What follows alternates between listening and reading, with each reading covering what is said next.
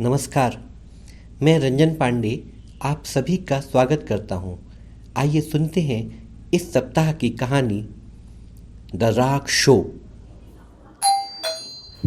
दरवाजे की call bell बजते ही रेनू ने उठकर दरवाजा खोला। सामने राजीव को देखकर वह सहसा चौंकते हुए बोली, अरे आप इतनी जल्दी कैसे आ गए? सब ठीक तो है ना?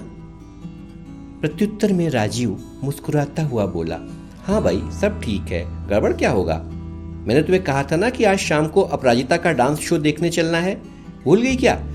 चलो फटाफट चाय पिलाओ और तैयार हो जाओ। रेनू ने अनमने स्वर में कहा, मेरा मन नहीं है, तुम अकेले चले जाओ ना। लेकिन राजीव ने स्पष्ट शब्दों में कहा, तुम्हारे बिना मैं भी नहीं जाऊंगा। राजीव का दिल रखने के लिए रेनू चलने को तैयार हो गई। इधर राजीव अपने दिल में पुरानी स्मृतियों को सहेजने लगा था। बचपन से ही उसे क्लासिकल म्यूजिक सीखने की प्रबल लालसा थी। उसकी इच्छा क्लासिकल सिंगर बनने की थी। लेकिन जब उसके घर पर उसके इस शौक का पता चला तो घर में मानो भूचाल सा आ गया था। उसके पिताजी ने उससे चेतावनी भरे लहजे में कहा भी था, इस खानदान में जन्म लिया है तो संगीत भूलकर पढ़ाई लिखाई में मन लगाओ और पढ़ लिख कर एक सरकारी नौकरी कर लो, जिंदगी सुधर जाएगी।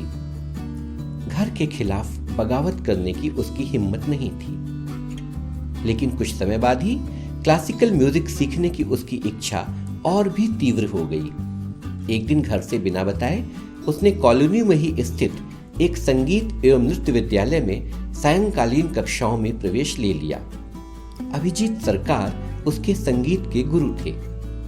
कुछ ही दिनों में अपनी लगन एवं मेहनत से वह गुरुजी के सबसे चहेते शिष्यों में से एक हो गया। एक दिन गुरुजी ने शाम को कक्षा के बाद उसे बुलाया और उससे नृत्य कक्षा में आने वाली एक लड़की का परिचय कराते हुए कहा, अरे राजीव, ये है अपराजिता गांगुली। ये यहाँ पर ना कथक नृत्य सीखता है। इसका शहर में एक कार्यक्रम लगा है जिसमें यह राग भैरवी पर अपना कथक प्रस्तुत करेगा। तुमको राग भैरवी गाना है। गुरुजी की आज्ञा शिरोधार्य कर उसने कार्यक्रम में अपराजिता के साथ सहभागिता की। कार्यक्रम बहुत सफल रहा। लोग अपराजिता के नृत्य की तारीफों के पुल बांध रहे थे। अपराजिता की तारीफ सुनकर उसे अच्छा लग रहा था। कार्यक्रम समाप्त होने के बाद अपराजिता उसके पास आई और बोली, थैंक यू सो मच। आज मेरी इस सफलता में आपका बहुत बड़ा योगदान है। वह कुछ नहीं बोला, सिर्फ मुस्कुराता रहा। इसी बीच रेनू चाय का कप उसके हाथ में थमा गई थी।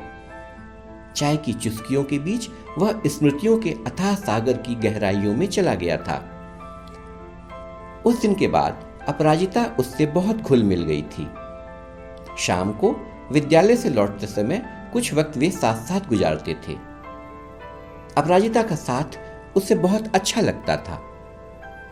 बातों ही बातों में एक दिन अपराजिता ने उससे पूछा था, इतना कमांड है तुम्हारा संगीत पर, आगे क्या इरादा है? मतलब आगे के जीवन के बारे में क्या सोचा है? पता नहीं, उसने सपाट स्वर में कहा था। इस पर अपराजिता बोली थी, अच्छा जो भी करना उसमें हमें भी सम्मिलित कर लेना। मैं तो कहती हूँ कि हम लोग एक म्यूजिकल ग्रुप बना लें और फिर हर जगह परफॉर्म करें। लेकिन वह बात को टाल गया था। आगे की घटना को याद करके उसके कप की चाय हल्का सा उसकी शर्ट पर छलक गई। हुआ यूं था कि एक दिन उसके पिताजी को गुरुजी बाजार में मिल गए। गुरुजी ने पिताजी को देखकर उनसे कहा, नमस्कार, आप बड़ा किस्मत वाला है सर। आपका लड़का राजीव बहुत ब्रिलियंट है। क्लासिकल म्यूजिक का इतना जल्दी इतना अच्छा वो नॉलेज गेन कर लिया है, देखिएगा एक दिन वो बहुत आगे जाएगा। यह सुनकर उसके पिताजी एकदम आश्चर्यचकित होकर बोले, क्या? कैसी बात कर रहे हैं आप? Rajiv, classical music? गुरुजी पुनः बोले, हाँ, हमारा विद्यालय में राजीव जैसा लड़का आज तक नहीं आया। पिताजी को सारा माजरा समझने में देर नहीं लगी। उन्होंने गुरुजी से तो कुछ नहीं कहा, लेकिन घर पहुंचते ही वह दहाड़े, राजीव, कहां छुपा है नालायक? सामने आ। मेरी इच्छा के विपरीत गाना बजाना सीखने की तेरी हिम्मत कैसे पड़ गई? वह घबराकर उनके सामने आया और हकलाते हुए बोला, जी जी जी जी पिताजी, मैं अब मैं नहीं जाऊंगा गाना सीखने, अब मैं नहीं जाऊंगा गाना सीखने। लेकिन पिताजी की आग्नेय दृष्टि अभी भी अंगारे बरसा रही थी। आज से तेरा कहीं निकलना, घूमना फिरना सब बंद, और इस संगीत वाले मास्टर से तो अब बात भी ना करना, जाना तो दूर की बात है, घर पर ही रहो और पढ़ाई करो। पूरे घर का वातावरण दहशत से भर गया था। उसके बाद वह संगीत विद्यालय कभी नहीं गया। एक बार उसे पता चला था कि उसके गुरुजी उसकी कुशलता का हाल जानने घर आए थे, परंतु पिताजी ने उन्हें उल्टे पांव लौटा दिया था। उस दिन के बाद वह अपराजिता से भी नहीं मिला था। एक बार अपनी मां की दवा लेने वह डॉक्टर वसु के घर गया था। डॉक्टर वसु उनके पारिवारिक मित्र थे और अपराजिता उनके पड़ोस में ही रहती थी। डॉक्टर वसु ने ही बातों में उसे बताया था कि अपराजिता जयपुर घराने के किसी प्रतिष्ठित उस्ताद से कत्थक सीखने लगी थी। उसने यह शहर छोड़ दिया था और अपनी मौसी के यहाँ रहकर वह कत्थक सीख रही थी।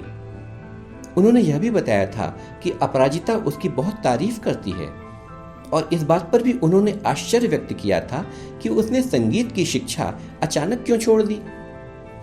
अब वह डॉक्टर वसु को कैसे बताता कि किन परिस्थितियों में उसे संगीत छोड़ना पड़ा था। डॉक्टर वसु ने उसे यह भी बताया था कि दुर्गा पूजा में अपराजिता आने वाली है। उनके घर के पड़ोस वाले इंडियन पूजा पंडाल के 50 वर्ष पूरे हो रहे हैं। इसी उपलक्ष्य में आयोजित समारोह में अपराजिता का कत्थक का कार्यक्रम भी रखा गया है। अपराजिता के आने का समाचार सुनकर वह खुशी के अतिरेक में झूम उठा था। दुर्गा पूजा पंडाल में जब उसने अपराजिता को देखा तो देखता ही रह गया। नृत्य करते हुए वह कितनी सुंदर लग रही थी, कितनी मासूम। लेकिन पता नहीं किस हिचकिचाहट के कारण वह उससे मिलने की हिम्मत नहीं जुटा पाया था। लोगों की तालियों की गड़गड़ाहट के बीच उसकी तालियां न जाने कहां गुम हो गई थीं। उस दिन के बाद वह अपराजिता से कभी नहीं मिल पाया था। वक्त के निर्मम थपेड़ों में उसकी जिंदगी भी बह गई थी। कुछ समय बाद उसे सरकारी नौकरी मिल गई थी और फिर रेनू के साथ उसकी शादी हो गई और वह भोपाल आ गया और अपनी मशीनी जिंदगी में रम गया।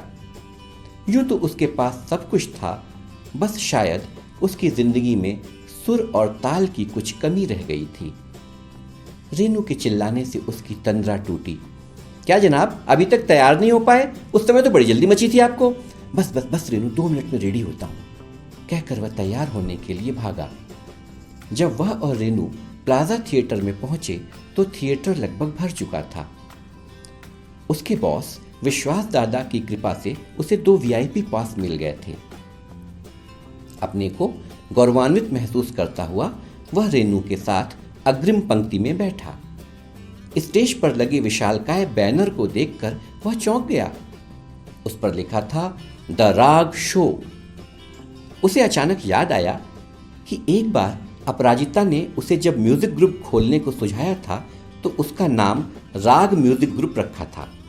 उसके द्वारा राग का मतलब पूछने पर वह खिलखिलाकर हंसते हुए बोली थी, बड़े बुद्धू हो तुम। अरे आर्य का मतलब राजीव अग्निहोत्री और एजी का मतलब अपराजिता गांगुली।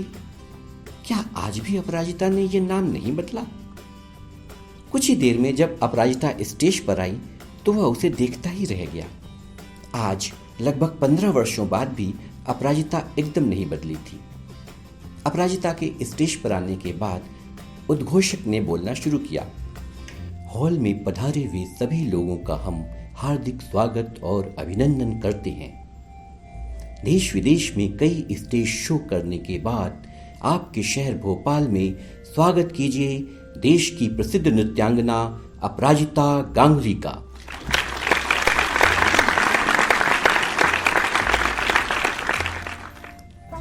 यहाँ उपस्थित सभी महानुभावों, जैसा कि आप जानते ही हैं कि हर स्टेज शो में मैडम प्रथम प्रस्तुति गुरुदेव रविन्द्रनाथ टैगोर की रचना 1 लाख चलो रे पर करती हैं। तो आइए देखें यह प्रस्तुति 1 लाख चलो रे।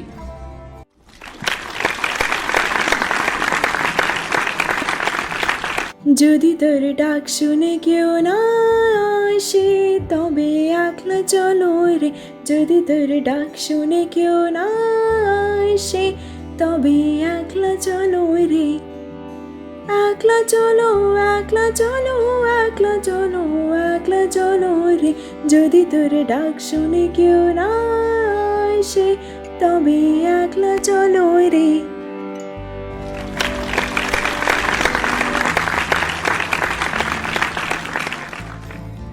उसके बाद एक एक करके अपराजिता ने कई प्रस्तुतियां दी। हॉल में बैठा हर व्यक्ति मंत्रमुग्ध होकर उसका नृत्य देख रहा था। वह भी इसका अपवाद नहीं था। कार्यक्रम समाप्त होने के बाद वह अपने आप को अपराजिता से मिलने से नहीं रोक पाया। वह मीडिया वालों से घिरी हुई थी। उसके सुरक्षा गार्डों ने उसे दूर से ही रोक दिया। लेकिन जब अपराजिता ने उसे देखा तो एक पल को उसे विश्वास ही नहीं हुआ। उसने उसे तुरंत अंदर बुला लिया और बोली, अरे राजीव, तुम ढलते वसंत में आज मुझसे मिलने कैसे आ गए? फिर उसने रेनू की ओर देखकर उससे औपचारिक नमस्ते किया।